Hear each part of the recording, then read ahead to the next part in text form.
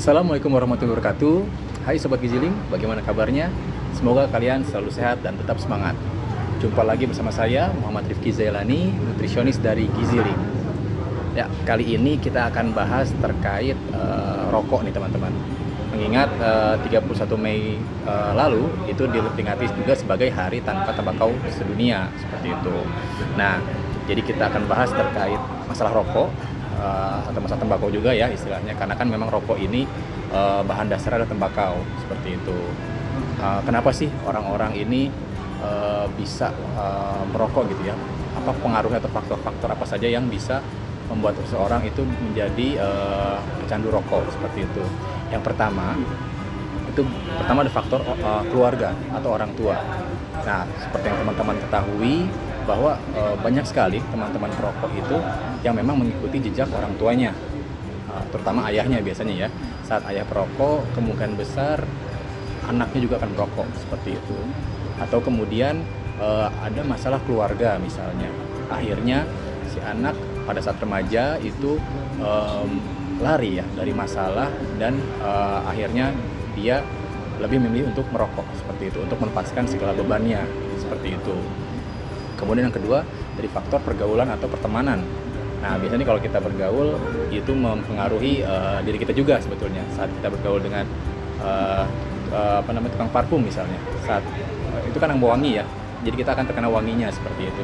Tapi kalau kita berteman dengan lingkungan yang merokok, nah bisa jadi ya kita terkena bau rokoknya, terus yang kedua ya kita bisa jadi tertarik untuk merokok, seperti itu. Nah, kemudian faktor ketiga ada faktor dari kepribadian. Kepribadian ini lebih kepada istilahnya apa ya, mencari jati diri atau memang rasa ingin tahu dari pribadi tersebut, seperti itu. Jadi melihat orang merokok, jadi pengen tahu nih apa sih rasa merokok. Akhirnya dari awal yang tidak sengaja, lama-lama menjadi sengaja nih ibaratnya merokok dan kecanduan. Kemudian yang keempat itu bisa berasal dari iklan sebetulnya. Yang kita ketahui mungkin teman-teman melihat iklan-iklan rokok itu sangat menarik ya, entah tentang petualangan, entah tentang glamor, seperti itu. Nah, itu yang membuat para remaja ya, khususnya teman-teman muda itu tertarik untuk merokok, seperti itu.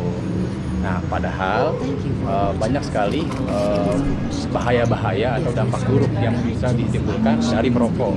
Nah, bisa bahaya itu berdampak pada kesehatan, yang seperti ada gangguan pernapasan, kemudian gangguan kesehatan lainnya ya, seperti itu. Pada perokok aktif yang merokok langsung ataupun perokok pasif, orang tidak merokok tapi dia menghirup asap rokoknya secara tidak sengaja, seperti itu. Dan dari faktor lingkungan juga ternyata pembuatan rokok ini juga bisa menyebabkan limbah-limbah bagi lingkungan sekitar teman-teman, seperti itu. Jadi betul-betul dampaknya itu bukan hanya kepada diri sendiri, bahkan bisa ke sekitar kita juga. Maka memang lebih baik untuk tidak merokok. Nah, ada sedikit tips dari Giziling buat teman-teman yang mungkin sudah kecanduan merokok dan ingin berhenti untuk merokok. Nah, beberapa tipsnya adalah sebagai berikut ya. Pertama, kita bisa niatkan dalam hati kita ya. Nah, itu yang paling utama sebetulnya. Jadi kalau kita niat untuk berhenti merokok, ya kita harus bisa menghujam dalam hati kita ya, biar kita tidak merokok kembali, seperti itu. Karena jika sudah niat yang kuat, maka kita akan lebih mudah sebetulnya untuk menghindari hal-hal yang menyangkut dengan rokok, seperti itu. Kemudian yang kedua, nah kita mengingat nih efek-efek buruk tentang rokok. Jadi saat kita mau mulai kecanduan lagi nih, mulai mau merokok lagi, perlu kita ingat nih, dampaknya sangat jelek nih bagi tubuh kita dan juga bisa jelek buat sekitar. Nah, di situ kita bisa untuk menjadikan ibaratnya istilah peringatan bagi diri kita, sehingga kita bisa terhindar dari merokok kembali, seperti itu. Nah, kemudian yang tiga, menjauhi segala macam hal-hal yang berhubungan dengan rokok, baik itu pergaulan ataupun lingkungan-lingkungan yang memang banyak sekali pengingat ya kita, sehingga kita itu tertarik untuk merokok kembali, seperti itu. Jadi kayak teman-teman yang merokok kita jauhi dulu, seperti itu, atau kita jangan berada di lingkungan yang mayoritas perokoknya banyak, seperti itu.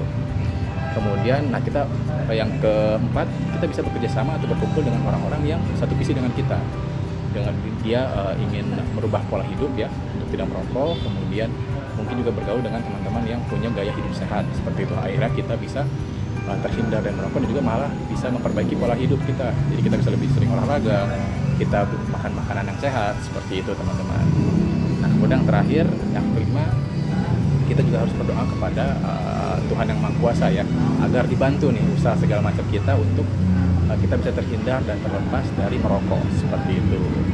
Ya, mungkin cukup sekian ya informasi yang Giziling bisa berikan. Jika teman-teman ada pertanyaan, ada komentar, teman-teman bisa langsung komen di akun Giziling. Dan juga jangan lupa kalau teman-teman suka dengan informasi yang Giziling berikan, teman-teman bisa like, subscribe, dan juga share ke teman-teman sekalian seperti itu. Kurang lebihnya saya mohon maaf. Assalamualaikum warahmatullahi wabarakatuh. Giziling, solusi gizi kita. Ciao.